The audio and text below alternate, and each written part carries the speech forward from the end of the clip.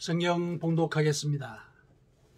요한복음 18장 33절에서 38절까지 같이 봉독하겠습니다. 이에 빌라도가 다시 관정에 들어가 예수를 불러 이르되 내가 유대인의 왕이냐? 예수께서 대답하시되 이는 내가 스스로 하는 말이냐? 다른 사람들이 나에 대하여 네게 한 말이냐? 빌라도가 대답하되 내가 유대인이냐? 네 나라 사람과 대제사장들이 너를 내게 넘겼으니 네가 무엇을 하였느냐? 예수께서 대답하시되 내 나라는 이 세상에 속한 것이 아니니라. 만일 내 나라가 이 세상에 속한 것이었더라면 내 종들이 싸워 나로 유대인들에게 넘겨지지 않게 하였으리라. 이제 내 나라는 여기에 속한 것이 아니니라. 빌라도가 이르되 그러면 내가 왕이 아니냐? 예수께서 대답하시되 내 말과 같이 내가 왕이니라. 내가 이를 위하여 태어났으며 이를 위하여 세상에 왔느니 곧 진리에 대하여 증언하려 함이로라. 무릇 진리에 속한 자는 내 음성을 듣느니라 하신대 빌라도가 이르되 진리가 무엇이냐 하더라. 이 말을 하고 다시 유대인들에게 나가서 이르되 나는 그에게서 아무 죄도 찾지 못하였노라. 아멘. 우리가 이제 계속 요한복음을 같이 봉독을 하고 있습니다. 오늘은 예수님께서 빌라도의 그 관정, 집무하는 집무실이 있는 곳이죠. 관정에 가서 신문을 받으시는 그 장면을 우리가 같이 읽으면서 이 말씀이 주는 메시지를 같이 묵상을 할 텐데요. 우리가 이제 이 마지막 주일이죠. 올 한 해의 마지막 주일입니다. 이제 마지막 주일이어서 또 올 한 해를 또 돌아보는 시간이지 않습니까? 돌아보면서 참 일이 참 많았죠.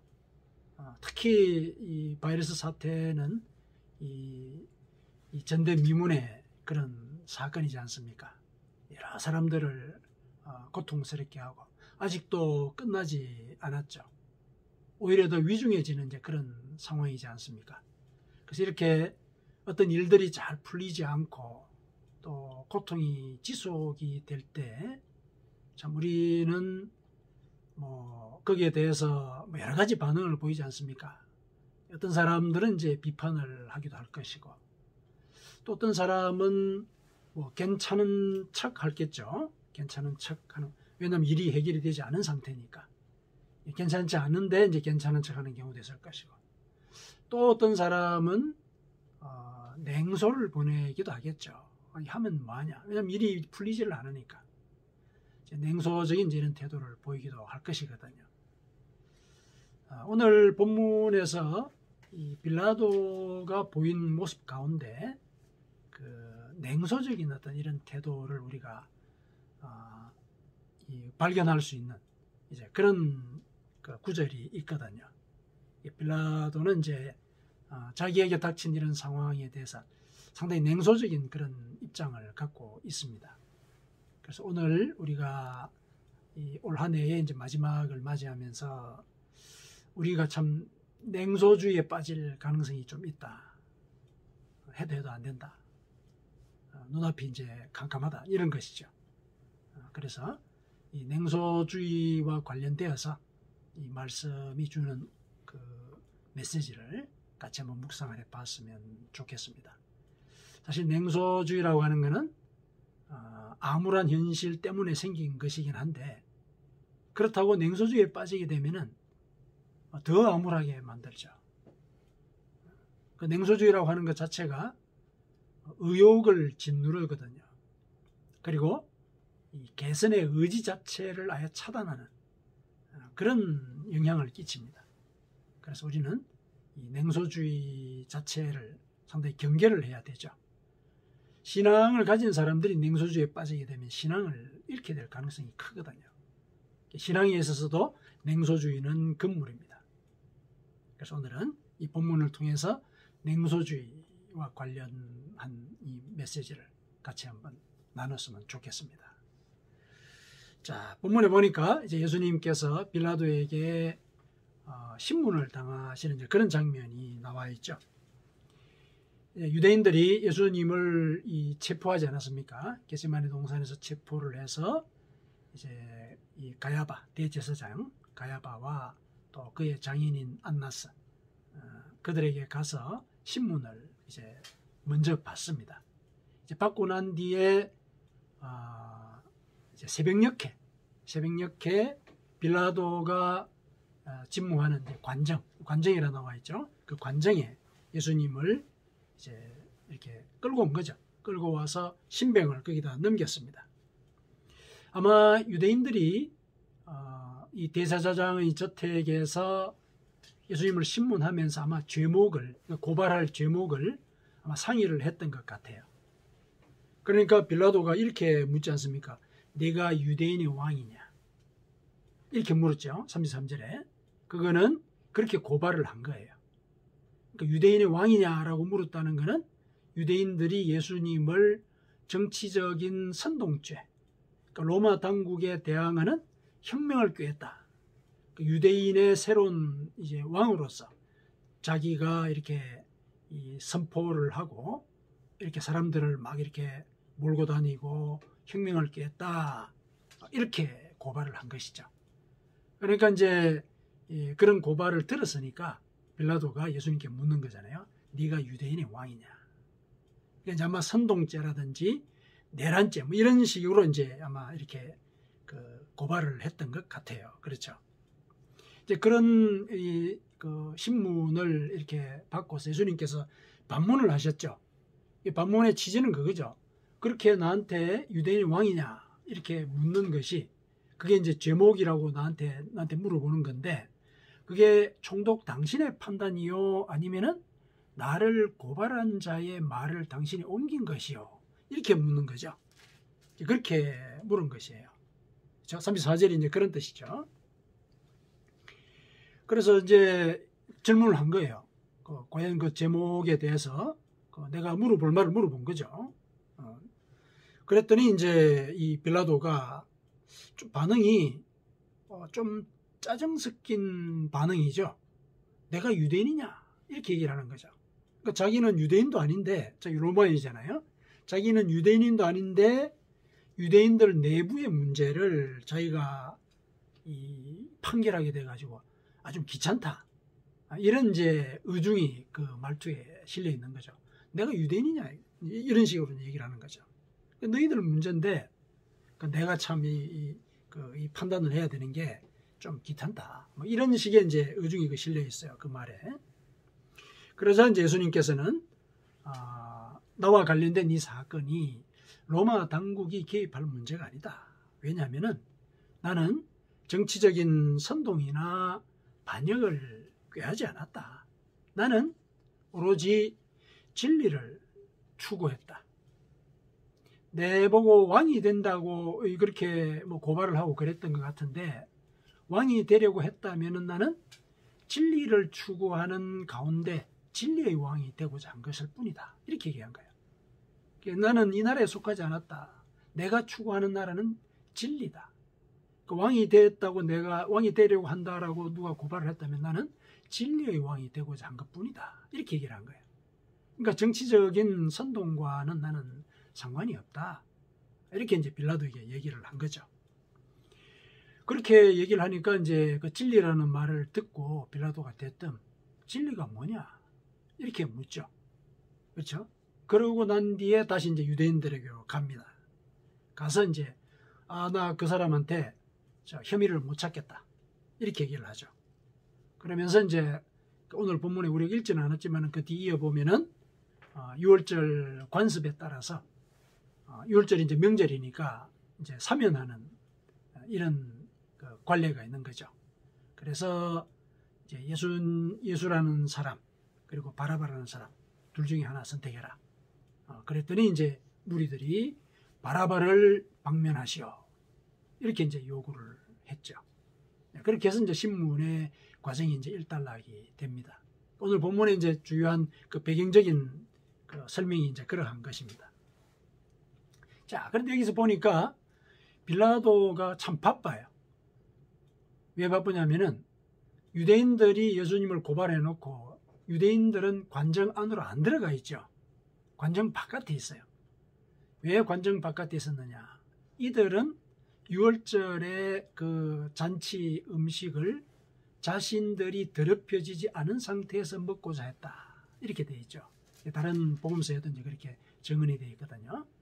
이건 뭐냐면은 유월절에는 무교병을 먹게 되어 있거든요. 이 명절의 이게 절차상 무교병은 이제 누룩을 넣지 않는 빵을 구워 가지고 그걸 먹게 되어 있어요. 쓴 나물하고 그렇게 먹게 되어 있거든요. 그래서 누룩을 이렇게 뭐 근처에 있거나 누룩 냄새를 맡거나 또 누룩을 먹는 사람과 접촉하는 거 이걸 금했어요. 율법에 이제 그렇게 금한 거죠. 로마인들은 유대인들이 아니니까 무교병을 먹을 이유가 없죠. 누룩이 들어있는 빵을 먹는단 말이죠. 그러니까 유월절을 앞두고서 유대인들은 이 관정에 들어가지 않았어요. 왜냐? 그 관정에는 로마인들, 이방인들이 있잖아요. 그러니까 이제 누룩에 조금이라도 자기들에게 이 누룩이 이렇게 묻을까봐, 냄새라도 맡을까봐 그런 거죠. 참 모순이 되죠. 그 유월절이라고 하는 것이 사실은 그 생명의 해방, 자유, 이걸 기념하는 명절이잖아요. 그렇죠. 이스라엘 백성들이 애굽에서 이렇게 탈출을 해서 해방을 맞이하고 자유인으로서의 생명을 만끽하는 이제 그것을 기념하는 그런 날인데 유대인들은 그날 한 생명을 죽이고자 지금 의도하고 있는 거예요. 자기들은 잔치 음식을 정결하게 먹고자 그 관정에도 들어가지 않으면서 같은 유대인은 예수님을 갖다가 관정 안에 밀어넣고 또 심지어는 예수님을 죽이려고 하고 있는 거죠. 지금 그런 상황이에요. 그러니까 빌라도는 관정 안에 있고 유대인들은 관정 바깥에 있어요. 그러니까 신문을 하려면은 고발인과 피고발인이 같이 있어야 되고 양쪽의 얘기를 다 들어야 되잖아요. 다 들어야 되거든요. 근데 고발인들이 밖에 있어. 피고발인은 안에 있고. 그러니까 빌라도가 왔다 갔다 하는 거예요. 관정에. 그리고 들어와서는 예수님께 묻고 네가 뭘 했느냐. 예수님하고 주고받고. 그 얘기 듣고 밖에 나가서 유대인하고 얘기하고 또 들어와서 예수님께 묻고 또 밖에 나가서 유대인에 얘기하고 이러고 있는 거예요. 상황이 그렇죠. 이제 뭐 사건의 진상을 이제 파악하고자 하는 그런 것이죠. 이렇게 왔다 갔다 하고 이러면서 사건의 진상을 파악하고자 하는 이런 모습을 보니까 마치 이렇게 그 진실을 찾으려고 동분서주하는 이제 그런 모습을 조금 보는 듯한 그런 이제 생각이 듭니다. 근데 이 빌라도가 사실은 왔다 갔다 하면서 진실을 찾으려고 하는 것처럼 보이긴 했는데 근데 막상 진리에 대해서는 상당히 좀 냉소적인 태도를 보이죠. 왜 냉소적인 태도라고 얘기를 하냐면은 빌라도가 예수님께 물었잖아요. 진리가 뭐냐? 그 예수님이 자기가 진리의 왕이 된다고 했는데 그럼 진리가 뭐냐? 이렇게 물었지 않습니까? 물었다면은 대답을 들어야 될 거 아니에요. 대답을 들어야 되는데 빌라도는 질문만 하고 나가버렸어요. 유대인들에게. 그렇죠. 진리가 뭐냐 이렇게 얘기하고 나가버렸다 이렇게 얘기를 하고 있죠. 진리에 대해서 상당히 별로 기대를 안 하는 거예요. 왜 그럴까? 이게 이제 생각을 해보면은 총독이라고 하는 그 직책 혹은 그 직무 이걸 생각하면 조금 이해를 할 수 있을 것 같아요. 지금 이 자리에서 빌라도는 고발 사건을 지금 신문을 하고 있잖아요. 그 고발 사건을 신문하는 그 과정을 아마 총독으로 있으면서 수차례 경험을 했겠죠. 그런데 누가 거짓말을 하는지 이거를 판단을 해줘야 되는 일을 해야 되잖아요. 고발인이 있고 피고발인이 있다면은 각자의 얘기를 듣고 누가 거짓말을 하지? 다 지금 자기들이 진실이라고 얘기를 하잖아요. 다 자기가 옳다고 얘기를 하거든요.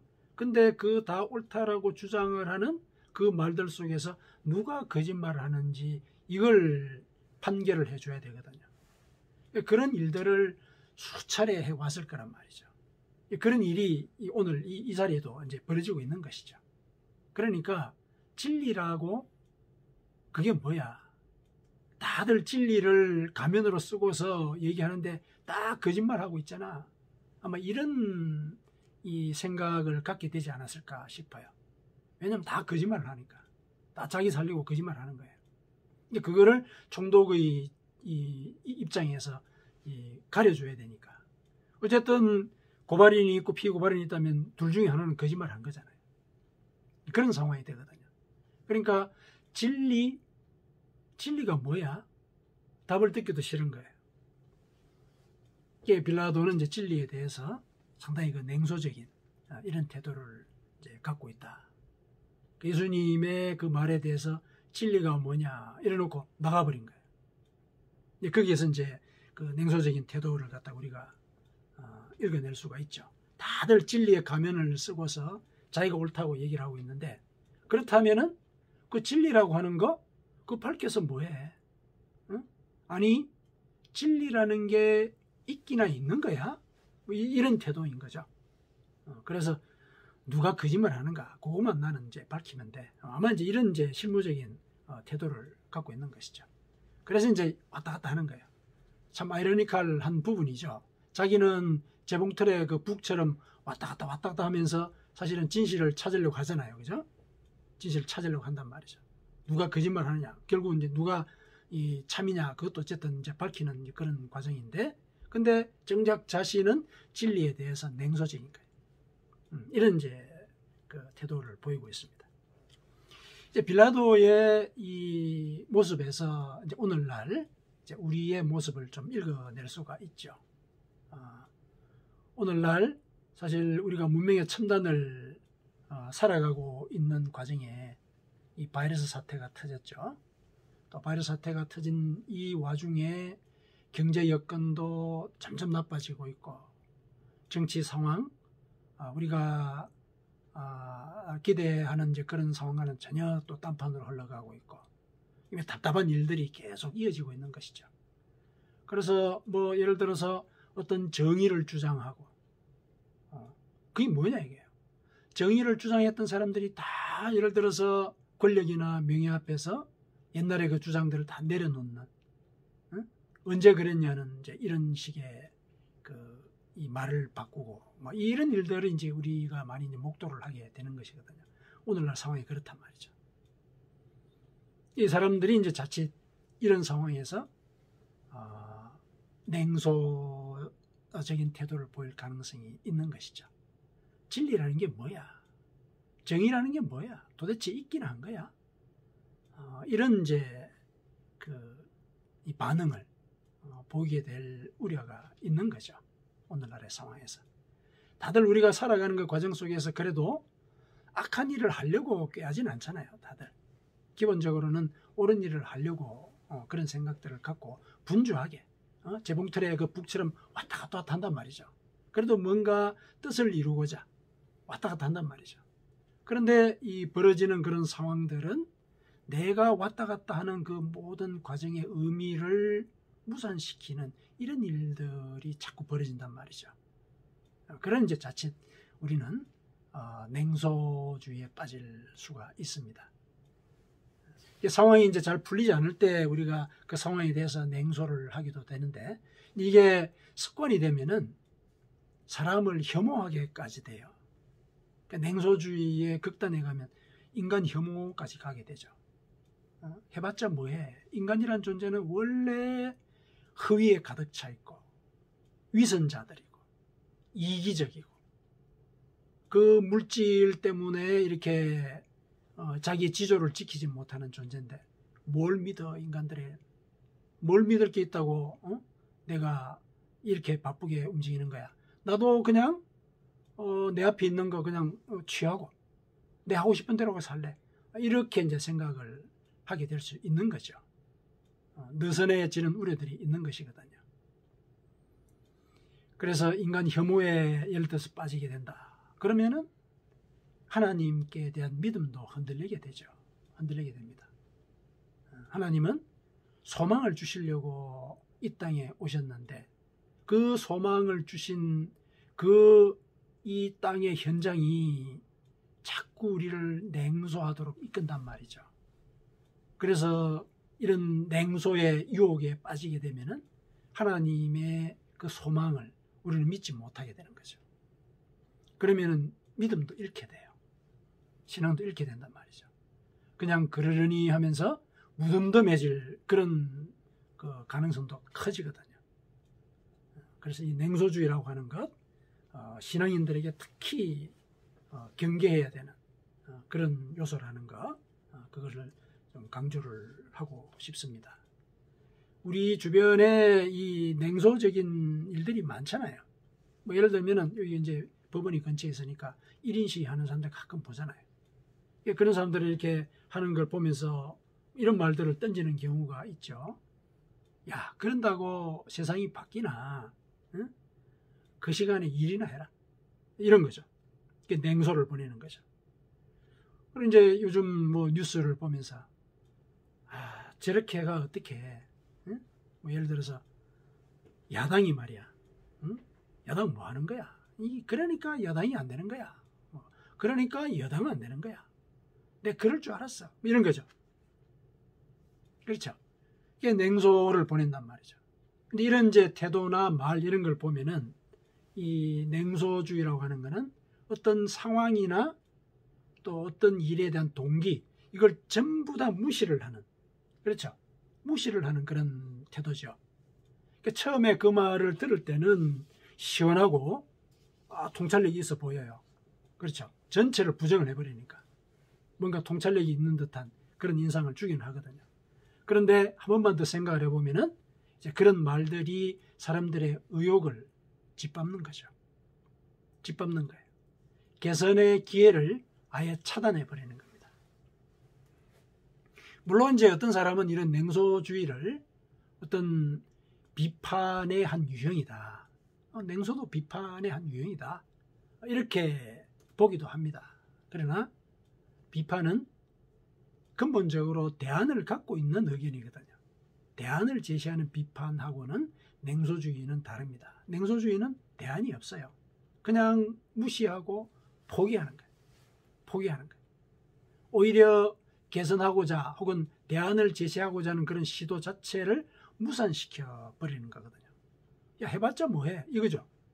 그 대안을 제시하려고 하는 이런 시도나 생각조차도 억눌러 버리는 게 이제 냉소주의라는 거죠. 이 빌라도가 이제 사실은 이제 그 상황이 있는 거예요. 진리가 뭐냐? 진리가 뭐냐? 그러니까 그런 냉소주의에 빠져 있기 때문에 사실은 상황을 통찰하지 못해요. 통찰하지 못합니다.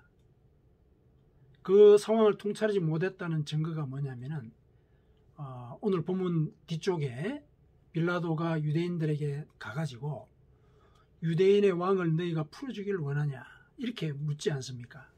6월절의 관습에 따라서, 그죠? 6월절의 관습에 따라서 유대인의 왕을 풀어주기를 원하냐 이렇게 질문을 했죠. 이제 6월절에 그 사면하는 그 일종의 이제 특별 사면이죠. 특별 사면을 통해서 예수님을 방면하려고 한 거예요. 왜냐하면은 빌라도 자신이 보니까 예수님 혐의가 없거든요. 혐의가 없어요. 뭐 정치 선동 그런 혐의가 없단 말이죠.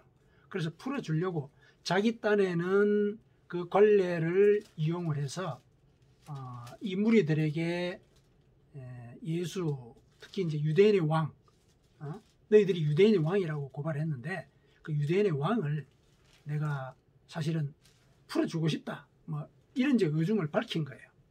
이렇게 밝혔거든요. 근데 사실은 그 유대인의 왕이라는 그 용어를 빌라도가 잘못 쓴 거예요. 그 상황에서. 유대인의 왕이라는 이 말 자체는 유대인들이 고발할 때 쓴 말이잖아요. 그렇잖아요. 고발할 때 쓴 말이거든요. 그런데 이 유대인의 왕을 죽여달라고 로마 당국에 고발을 했는데 유대인의 왕을 내가 놓아줄까라는 역제안을 받고서 이들이 네 풀어주십시오 그러면은 자기들이 유대인의 왕이라고 고발했던 그 고발 자체가 잘못이다, 과오다, 이걸 인정하는 상황이 돼버리거든요. 인정하는 상황이 돼버려요. 그러니까 유대인의 왕을 내가 내어주랴 이렇게 얘기한 것 이 자체 잘못한 거란 거예요. 그러니까 빌라도는 예수님을 풀어주고자 하는 그런 선의의 판단을 하긴 했어요, 나름대로.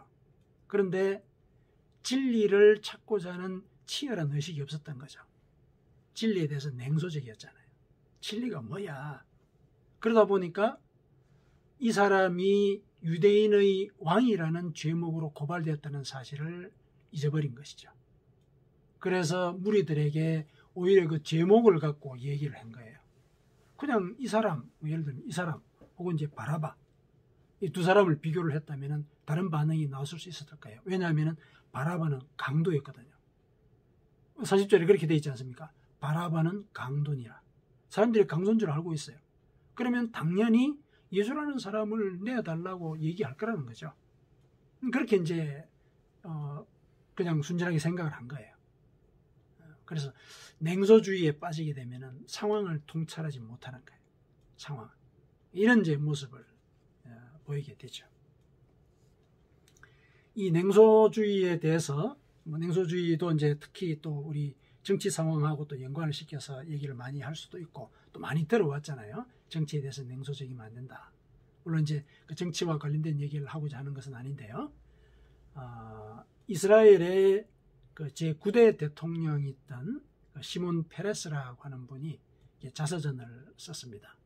그 자서전을 쓴 중에 냉소주의에 대해서, 정치에 있어서 냉소주의는 사실은 변화와 개혁을 가로막는 큰 장벽이잖아요.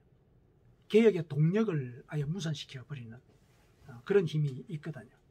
냉소주의라는 것이. 그래서 냉소주의에 대해서 이렇게 얘기를 합니다. 자기가 많은 경험을 했거든요. 이제 90살 넘게까지 살았고 대통령도 7년 오래 했거든요. 그러니까 정치인으로서 오래 이제 지내오는 가운데 이 냉소주의가 끼치는 피해, 아마 절절히 느꼈을 거예요. 자기 자서전에 이렇게 얘기를 합니다. 냉소주의는 모든 사람들의 염원을 짓밟을 수 있는 강력한 힘이다. 모든 사람, 그 염원을 짓밟을 수 있다는 거예요. 그리고 또 두 번째로 냉소주의는 보편적이고 근본적으로 인간의 본질의 일부분이며 세상 어디 하나 존재하는 글로벌한 질병과 같다. 그러니까 사람의 본질의 일부분이라니 냉소할 수 있다는 거예요. 그리고 사람들은 상황이 잘 풀리지 않으면 냉소를 하는 것, 그게 하나의 성향이란 얘기죠. 인정한다. 그런데 이게 모든 사람들의 염원을 짓밟을 수 있는 그런 강한 힘이라는 거, 이거 알아야 된다. 이거 얘기했어요.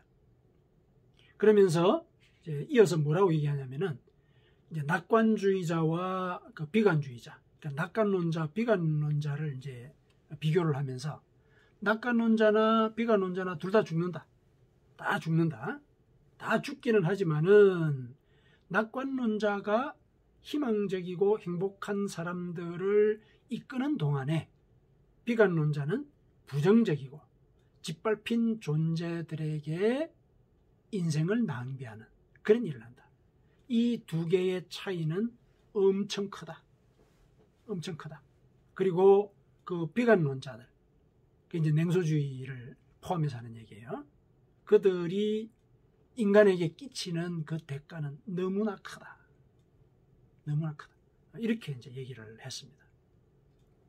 그러니까 냉소주의라는 것 자체가 현실을 통찰할 수 있는 눈을 어둡게 하고, 현실을 통찰할 수 있는 눈, 지지부진하고 해결이 잘 안 되니까 아예 눈을 닫아버리는 그런 태도잖아요. 그러니까 현실을 꿰뚫어 보지 못하는 거예요. 이 빌라도 같이 이제 이런 실수를 하게 되는 것이죠.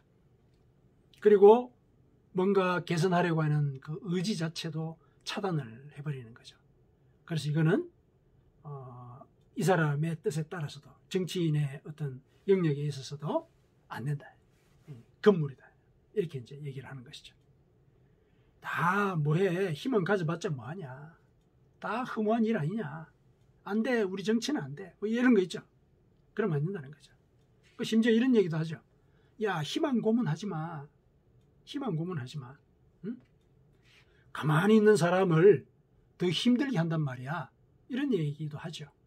희망 고문하지 마라. 그 냉소주의적인 발언이거든요. 그렇죠? 뭐 이렇게 얘기를 하면은 이제 현실을 직시하는 듯한 인상을 주기는 해요. 아, 상황이 참 어둡다. 이런 얘기는 이제 알려주긴 하죠. 하지만은 아무것도 못하게 해요. 그게 아무것도 못하게 합니다.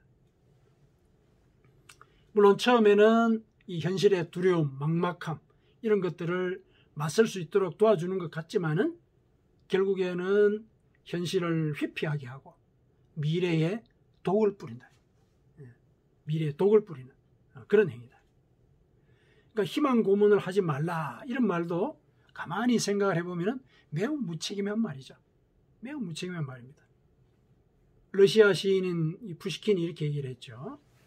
이루어질 수 없는 1000가지 꿈을 꾸는 것이 아무런 꿈을 꾸지 않는 것보다 낫다. 그러니까 근거 없이 이제 공허한 그런 희망의 소리를 남발하는 것, 그게 문제지. 희망을 주는 것 자체를 희망 고문이다, 고문이다, 이렇게 규정해서는 안 되는 것이죠. 그러니까 진지하게 접근을 해서 빈말을 해서는 안 된다는 얘기죠. 예. 그런데 그 말을 희망 고문이다, 이렇게 용어를 그렇게 쓰는 거, 그거 자체가 냉소주의를 불러일으키는 말이죠. 그 희망 고문이라는 말은 쓰지 않는 것이 옳은 것이죠. 자, 이제 우리의 현실을 한번 보십시다. 올해 또 마지막 주일이지 않습니까? 누구나 다 피부로 느끼고 있는 현실이 우리 눈앞에 다 전개가 되고 있고 아직도 끝나지 않고 점점 더 위중해지기만 하는 이런 바이러스 사태가 현실을 암울하게 보게 만들고 내년도 참 암울한 전망이죠. 그래서 냉소주의를 유혹하는 그런 시점이기는 합니다. 사실은 그렇죠. 냉소주의의 유혹 가운데 우리가 있기는 있습니다. 시도해봤자 뭐하냐, 이런 말이 절로 나올 법도 하죠. 개인적으로 모두가 다 힘겨운 시절을 보내고 있고 또 특별히 어려운 일을 당해서 앞길이 막막한 그런 사람들도 있습니다. 그러니까 그런 사람들이 먼저 야, 희망 고문하지 마, 먼저 이런 말을 하기도 합니다.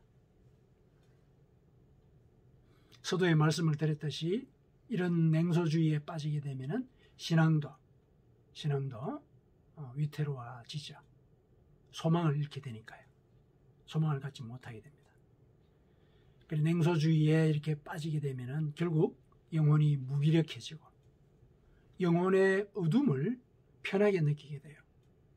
어둠 속에 있으면은 나도 안 보고 다른 사람도 안 보니까 편한 거예요. 그러면 이제 영혼이 죽는 겁니다.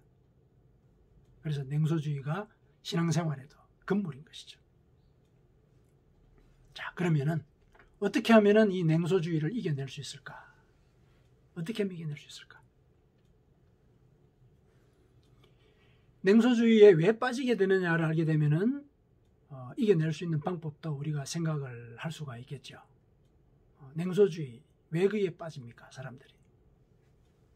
그 냉소적인, 그 냉소를 유발하는 그런 현실을 이길 만한 믿음이 없는 것이죠. 소망이 없는 것이잖아요. 소망을 잃어버렸기 때문에 그런 것이죠. 사실 우리가 믿음을 강조를 많이 하는데 믿음이라는 게 뭡니까? 눈앞에 어떤 현실이 우리에게 아무것도 약속하지 않아요. 그런데 그것이 약속이라고 생각하는 것, 그리고 생각한 대로 그대로 행동하는 것, 이게 믿음이지 않습니까? 눈앞이 암울할 때 빛이 있다, 이렇게 생각하고 그 생각대로 사는 것, 이게 믿음이거든요. 히브리서에 그렇게 얘기하고 있지 않습니까? 믿음은 바라는 것들의 실상이요 보이지 않는 것들의 증거다. 그 눈앞에 아무것도 없어요. 나는 그냥 그저 바라고만 있어요. 눈앞에 현실이 실현된 건 없어요. 그러나 그것의 실체다. 실체가 있다고 생각하고 그렇게 생각한 대로 사는 것. 이게 믿음이라는 거죠. 이 세상이 암울하고 힘들 때 이 암울함 그 너머에 하나님이 빛을 들고 계시다. 이거 생각하고 그렇게 생각한 대로 살아가는 것. 그게 믿음이라는 거죠. 믿음을 다 잡아야 되는 거예요. 현실에 집중하게 되면 우리는 냉소주의에 빠질 수밖에 없어요. 우리는 현실 너머를 봐야 되는 것입니다. 지금 현실이 암울하지만은 하나님은 우리에 대해서 이런 생각을 갖고 계시는 분이시다. 무슨 생각 갖고 있습니까? 내가 너희들에 대해 갖고 있는 생각은 재앙이 아니다. 재앙이 아니다. 평안이다. 그리고 미래와 희망이다. 이 하나님이 말씀하신 거잖아요. 예레미야 29장 11절에 분명히 일러주신 말씀이거든요. 하나님이 우리에게 약속하신 말씀이에요. 그러면은 믿는 자는 뭘 믿어야 돼요? 하나님의 말씀을 믿어야 되죠. 그래서 하나님이 우리를 위해서 평안과 미래와 희망을 준비하고 계시다. 이거 믿어야 되는 것이죠. 그게 믿음이에요. 그게 믿음입니다. 없는 것을 있다고 여기는 것. 그게 믿음이거든요. 빌립보서 4장 6절에서 7절까지 바울사도는 우리를 이렇게 격려합니다. 아무것도 염려하지 말고 다만 모든 일에 기도와 간구로 너희 구할 것을 감사함으로 하나님께 아뢰라. 그리하면 모든 지각에 뛰어난 하나님의 평강이 그리스도 예수 안에서 너희 마음과 생각을 지키시리라. 상황이 암울할 때 우리 감사하기가 어렵죠. 그러나 이럴 때일수록 감사라는 얘기죠. 우리가 기도하고 성경을 읽고 또 내 삶을 반추해 볼 때 왜 감사할 일이 없습니까? 왜 감사할 일이 없어요? 사소하고 또 작은 일들 이런 것들도 감사할 걸 찾으면 얼마나 많습니까? 감사라는 거죠. 상황이 어려울수록 하나님의 도우심, 도와주셨던 그 은혜 묵상하고 감사라는 얘기예요. 그렇죠? 그러면서 염려하지 말아라. 염려하지 말아라. 그리고 모든 일에 기도와 간구해라. 기도하고 간구해라. 이렇게 기도하고 간구하면은 모든 지각에 뛰어난 하나님, 모든 걸 다 알고 계신다는 얘기예요. 그분이 베푸시는 평강이 우리의 마음과 생각을 지키실 것이다. 냉소주의에 빠지지 않도록 지켜주신다는 거예요. 성령이 우리와 함께 하신다 그러지 않았습니까? 성령이 우리의 마음을 지켜주십니다. 믿음을 지켜주신다는 거죠. 우리가 이런 성령의 활동을 우리 속에서 느낄 수 있으려면 제일 먼저 출발점이 감사해라. 감사해라. 그리고 기도하고 간구해라. 그러면 성령이 우리의 마음과 생각을 지켜주실 것이다. 상황이 많이 어렵고 힘듭니다. 다 힘들게 눈에 보이지 않는 그 존재 때문에 우리가 이 발걸음을 조심해야 되고, 어쨌든 우리가 살아있는 그동안에 전대미문의 사건이 벌어진 거잖아요. 경제나 정치 상황도 많이 어렵습니다. 내년의 전망 우울하게 보자면 얼마나 우울해요. 냉소주의를 하지 않을래 하지 않을 수 없는 그런 상황이 돼버리는 거거든요. 그러나 그렇게 되면 우리는 개선의 의욕조차도 무산시켜버리는 그런 일을 하는 겁니다. 하나님은 감사해라. 기도하고 간구해라. 그래서 성령의 도우심을 받아라. 이렇게 우리에게 일러주고 계십니다. 사랑하는 성도 여러분, 하나님께서는 우리의 기도를 들으시는 분이십니다. 그리고 우리에게 약속하신 것을 다시 한 번 더 환기시켜 주시는 분이십니다. 성령은 예수님께서 가르치신 것을 생각나게 하고 또 모든 것들을 지키도록 이끌어 주시는 분이라 그러지 않으셨습니까? 그런 분으로서 우리에게 임하실 것입니다. 하나님의 은혜를 감사하면서 또 그분의 약속을 소망하면서 하나님의 평안과 미래와 희망을 받아 누리시기를 기원합니다. 아멘.